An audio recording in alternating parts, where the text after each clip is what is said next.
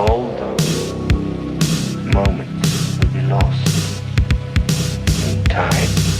Hey guys, what's up and welcome back to my channel. So today we're going to be talking about another harrowing story, because really, why else are you here? A couple who ran a religious conversion therapy program have been charged with trafficking underage boys. Now, no part of that sentence to me wasn't a roller coaster. You think that the conversion therapy is bad, but then it's like, you know what, hold my beer, let's just bring this to trafficking as well, because we can't just be terrible in one way, we need to be it in multiple ways, apparently. They were told to call him Brother Gary. You guys know I have nothing against religion. I was raised in a religious household, believe it or not. I have to say, calling anyone brother immediately sends off alarm bells in my head, and I'm sure there are plenty of people who ask others to call them brother who are fine, but I feel like a lot of the time when people say, call me this immediately, it's like an imposition of, hey, we barely know each other, but call me this term that really means that we're close. Calling someone brother is obviously, you wouldn't call some random dude on the street brother, unless you're like, hey bro, in which case, you know what, I'm just working against my own point, let's just move on. I just don't like being asked to call people brother, because it's like, I don't know you like that, I'm gonna call you fucking Gary, I'm not gonna call you brother. But anyway. Gary Wiggins, 49, and his wife Megan, 34, ran a religious home that was supposed to be a safe haven for troubled boys. But a multi-state investigation alleges that the couple who ran the home were actually trafficking the boys and forcing them into labor. And this is why I would never trust someone who immediately asks me to call them brother. And again, it has nothing to do with the religion, I'm just saying in this context, it's creepy. Earlier this month, a grand jury from Texas charged Gary Wiggins, 49, and his wife Megan, 34, owners of the Joshua home, with trafficking more than after a year of allegations of abuse first arose from their non-profit operation. The charges came after an extensive multi-agency probe into allegations of abuse, neglect, labor violations, fraud, licensing violations, and human trafficking. Now listen, I'm glad that they took care of this. I'm not going to say quickly, but relatively quickly, knowing how the law works right now, pretty much everything is quick if it doesn't take a million years. I just don't understand how there can be so many allegations, especially of, you know, heavier things like licensing violations. Yeah, that's a problem, but if we compare that to abuse, neglect, maybe, you know, hurry up, maybe look into this earlier rather than later. We're not talking about getting your car fined or something. We're talking about abuse of other humans. Accusations against Gary Wiggins for abusive behavior arose when the couple first lived in Alabama, where he operated a boys' home, the Blessed Hope Boys Academy. Law enforcement raided the Alabama home in 2016 after several boys who resided in the home had escaped and told the authorities they were punished with forced exercise, solitary confinement, and withholding of food. That is horrendous, and I mean, honestly, this story alone, to me, seems incriminating enough to where you should probably do a deep dive immediately, because someone who has no problems starving boys, forcing them to do exercise and solitary confinement, essentially acting like his own fucking jailhouse. That's pretty much what Wiggins was doing. He was acting like he had his own jail.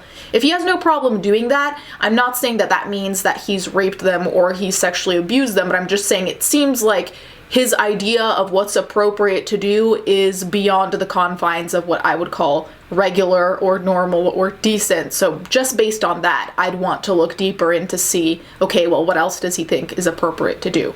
Lucas Greenfield, who identifies as gay, told the police that he was beaten by Wiggins at Blessed Hope. Okay, I can't with journalists today. First it says Greenfield, and then the second spelling is Greenfeld. So pick one. Why do people not have spell check? I genuinely... Okay. Greenfield was featured in an investigation on gay conversion therapy by 2020 and said Wiggins told him, "I'm going to get the demon out of you and make you straight." Okay, you guys know I never make fun of the victim, but I do make fun of the criminal because most of the time they're idiots. And what kind of line, "I'm going to get the demon out of you and make you straight"? First of all, that sounds like it comes from a B-list porno, if that even exists. But aside from that, what kind of delusions are you living under that in 2019 you still think that being gay is a problem, and B, that can be changed via conversion therapy? I know there are plenty of places that still view being gay or part of the LGBT in, you know, not only a negative light, but in a criminal light. But I genuinely am mystified when I see this happening in 2019 anywhere, but especially when it's in the United States, where I'm just like, have you not heard of California and all the LGBT people here? Like, do you think we're all figments of your imagination who don't exist except for like in storybooks that tell you that we're the devil? I just don't know how in 2019 you can convince yourself. Rodney Pinkston, a former camp counselor at Blessed Hope, told 2020 he witnessed Wiggins taunting the boys. During his preaching, sometimes Brother Gary would say to the boys, "That's just queer. Are you queer? You a F-word, son." And that's actually an interesting point, simply because if you guys have been following me for long enough, you know that when I was in grad school, I took a class called Queer Theory, which shocked a lot of people because a lot of people think the term queer has a negative connotation, whereas at least at my university and for the people that I know, it doesn't have a negative connotation anymore. So it's interesting here that in the article, the F word is beeped out because, of course, that still has a negative connotation, but the word queer doesn't, though it's still highly controversial. But that's just a side note. The allegations against Wiggins were not enough for authorities to press charges at the time, however. Really? After closing Blessed Hope, the couple opened Joshua Home in Pineville, Missouri. Childcare programs in Missouri that are operated by religious organizations don't need a license, so inspections or regulation aren't required unless the state receives reports of child abuse. Investigations into the Joshua house began after a local sheriff alerted Texas authorities last year that the couple planned on relocating to Texas. What the fuck? Like, why does it matter if it's religiously operated? Like, who gives a shit? If it's a place that is supposedly taking care of children, childcare programs, how are you not going to investigate? Like, I don't care if they're religious. Like, it doesn't matter. Why would you not check that? I'm so confused as to why you wouldn't need a license for that. That is so disheartening because that's just an easy way. Imagine if you're a predator and you want to have easy access to a child. This is such an easy fucking loophole. You say that it's a whatever religion childcare service, and then as long as there are no reports of abuse, you get no inspections or regulations, so you can just do whatever the fuck you want. Honestly, I do think criminals tend to find ways around the law, but sometimes the law just really makes it easy for criminals to try and get away with this shit. KXAN reported that the trafficking in Joshua Home reportedly occurred between March 17th, 2018 and July 25th, 2018, according to the indictment.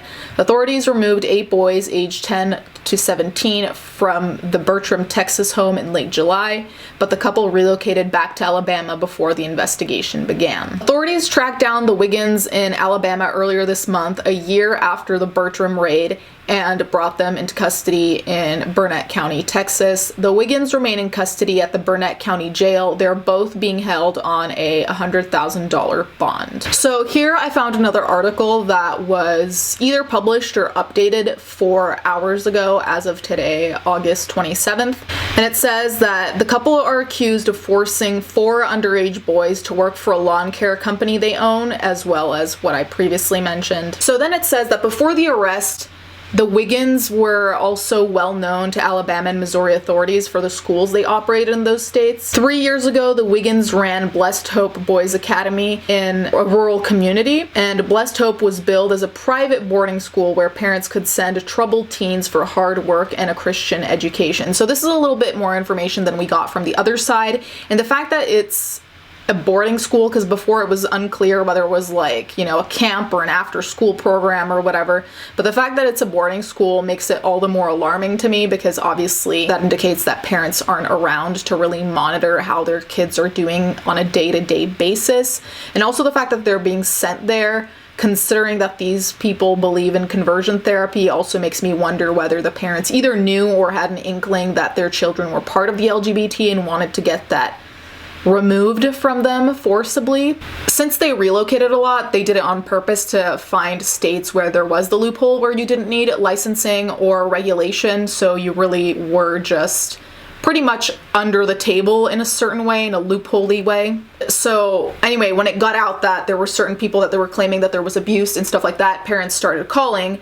And when the parents started calling, when the cops did a wellness check, that's when the Wiggins moved again and, you know, like I said, moved to Texas in June. So even just their suspicious behavior, like someone who has nothing to hide won't just pack up and leave. Like someone who actually takes pride in their job and is doing a good job will do everything to demonstrate that what they're doing is not only legal, but not morally bankrupt. But here, the fact that they just keep on picking up and leaving, that in and of itself should make the cops want to look extra hard because they're essentially running. Why are they running? This story has me frustrated because this loophole is so just idiotic. I don't know why you dismiss looking over childcare organizations because they're religious. Like, I don't care if it counts as part of a ministry or whatever, you know? Like, the administrative bullshit doesn't matter. The fact of the matter is, if a place is looking after children, whether they're religious or not, they need to be regulated and monitored. End of story. End of. Anyways, guys, let me know what you think in the comments down below. Thank you guys so much for watching. Thank you to my patrons as always, and let's get right into the fan art.